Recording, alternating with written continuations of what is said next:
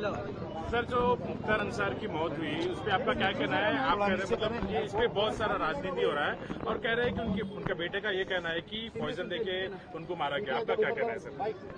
देखिए, जब किसी भी डिसीज के फैमिली मेंबर कोई बात कहते हैं तो उसको आपको सीरियस लेने की बहुत जरूरत है।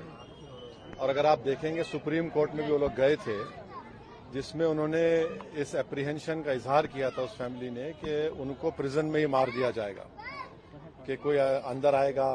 और फिर सुप्रीम कोर्ट को उत्तर प्रदेश की सरकार ने ये बताया कि उनकी हिफाजत की जाएगी उनकी जान की। और जब उनकी फैमिली कह रही है कि उनको स्लो पॉइजन दिया गया है जिसकी वजह से उनकी मौत हुई है, और उनके बड़े भाई जो एमपी हैं वो ये कह रहे हैं कि जिस जेल से अस्पताल को लेकर गए वहां पर वो कंसर्न डॉक्टर्स नहीं थे जो पॉइजन उनको दिया गया, और उसके बाद उनको फौरन एक दिन के अंदर या 2 दिन के अंदर वापस हॉस्पिटल जेल भिजा दिया गया, जिससे उनकी मौत वाकई में हुई है। तो मैं ये चाहूंगा कि इसकी एक सही तरीके से इंडिपेंडेंट इंक्वायरी हो और जो फैमिली कह रही है उसको सीरियस लेने की जरूरत है। ये दूसरा ऐसा वाकया हम देख रहे हैं कि कन्विक्टेड प्रिजनर को जुडिशियल कस्टडी में उनकी मौत हुई है। एक को तो शूट आउट हुआ, अब यहां पर स्लो पॉइजन जो उनकी फैमिली कह रही है उससे उनकी मौत वाकई में हुई है।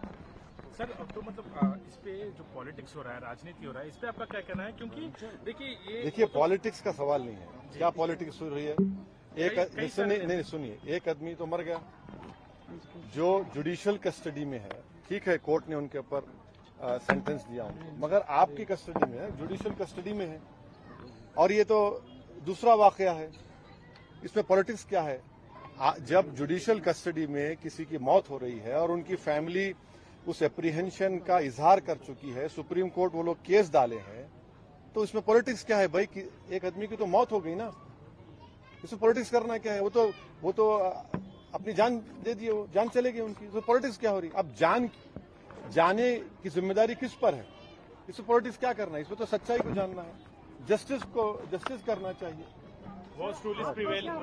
Sir, worst rule is prevailing, and at the same worst rule is prevailing. क्या worst rule is prevailing in Uttar Pradesh, and at the same time, inquiry should be conducted. Is what opposition leaders are demanding. What would you like to state? Well, I have been always been saying that in the biggest state of our country, the state is being run by rule by gun, not by rule of law. And this is the second instance wherein a person has died in judicial custody. The whole world had seen that earlier 2 convicted prisoners, one happened to be an ex-MP, was shot dead. Mr. Ansari was an ex-MLA, and he was in judicial custody. And when this family has filed a case in Supreme Court, stating to the Honorable Supreme Court that there is an apprehension by the family that he will be killed inside the prison. Now he dies, and the family say that slow poison was given. And the surprising and shocking thing is that he was not taken to a specialist hospital. He was taken to a hospital where no proper medical attention was given to him. And the most surprising thing and shocking thing is that within a short span of time he was sent back to the prison. So definitely what the family is demanding, I hope that the Uttar Pradesh government, in the interest of justice, in the interest of rule of law, will have an impartial inquiry, and the whole world should know what has happened. This is not on. This is not how people just go away, just die in judicial custody. One last question, sir. क्या लगता है कि उत्तर प्रदेश जेलों में सुरक्षा नहीं है? इस तरह के कई सारे पिछले बार भी माइनॉरिटीज पे आपने बात भी उठाई, माइनॉरिटीज को वहाँ पर मारा जा रहा है, तो इस तरह के आरोप है। नहीं, आप सवाल आप भी कर रहे हैं, मेरा जवाब भी आप दे रहे, तो सही है बिल्कुल। Sir, one last question. क्या सुरक्षा नहीं है क्या?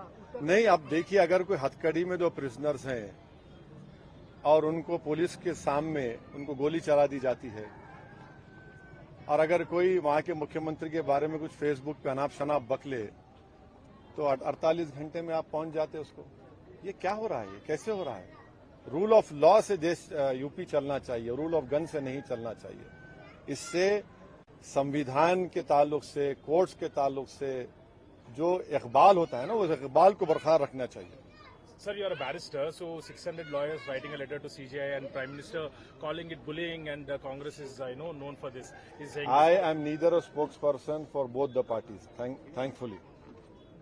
But how do you see, sir? No, judicial being dragged into it? I need not answer on this. I am not a spokesperson of both these parties. They have their own people to answer this question. Thank you. Thank you, sir. चलो, अपना